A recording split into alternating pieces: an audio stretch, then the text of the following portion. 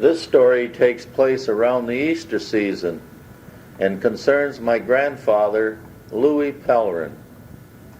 Now, we all gathered down at Grandma and Grandpa Pellerin's home on Easter Sunday, and Grandpa Pellerin had a French dish of some kind, something that he liked to do on Easter, and that was to boil eggs, crack the shell, and drop the egg into a boiling pan of maple syrup.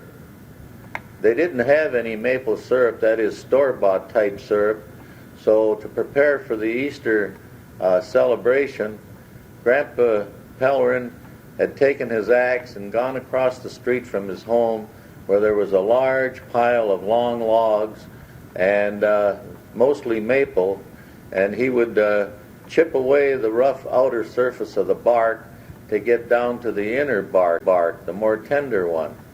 And he would strip that away and get a supply of it, carry it home, and put it in a large pot of water and boil this bark to extract the maple flavor of it.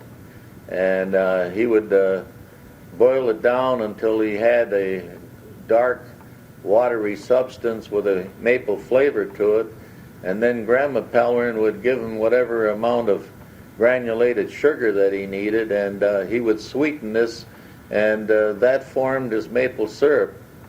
And then when our family would get down there, why, Grandpa would have a dozen or so of fresh farm eggs, and he'd get this syrup boiling on the stove and then bring it back to a portion of the stove that had less heat and just maintain a slow boil.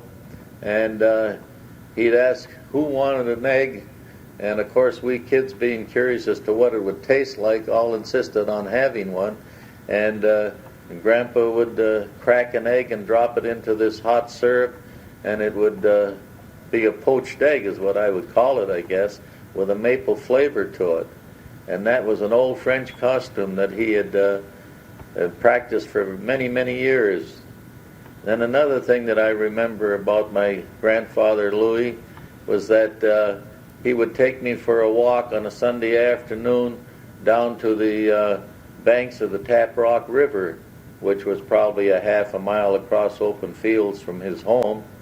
And we would take a gunny sack with us, and we would look for hazelnut trees or bushes.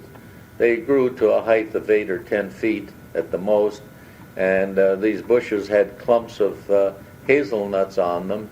The hazelnut is covered with a real picky type of covering, and it would be advisable to use a pair of gloves, although at that time we didn't. We just simply stripped the fruit from the bush and put maybe 2 pecks of it into a gunny sack.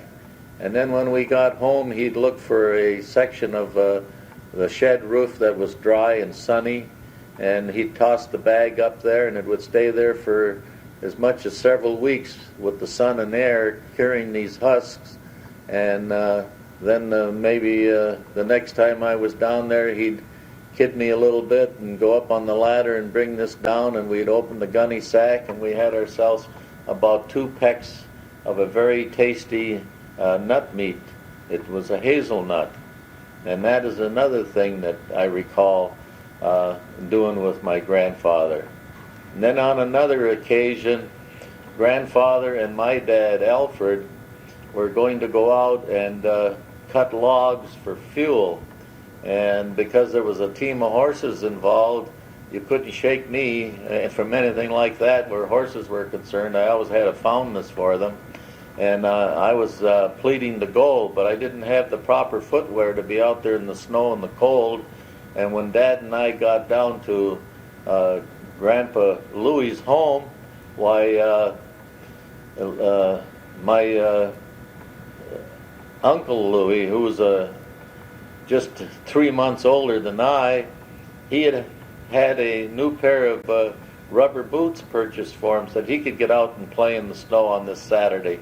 And Grandma Pellerin says, "Louis, you're going to stay in the house today and you're going to loan your boots to Armand."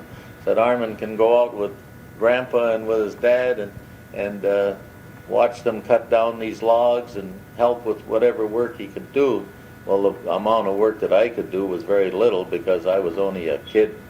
And I can remember how disappointed Louis was because Grandma insisted I get the boots that day, and Louis had to stay in the house. So there we were, two boys, aged maybe 11 and 12, and sharing one pair of boots for a Saturday outing.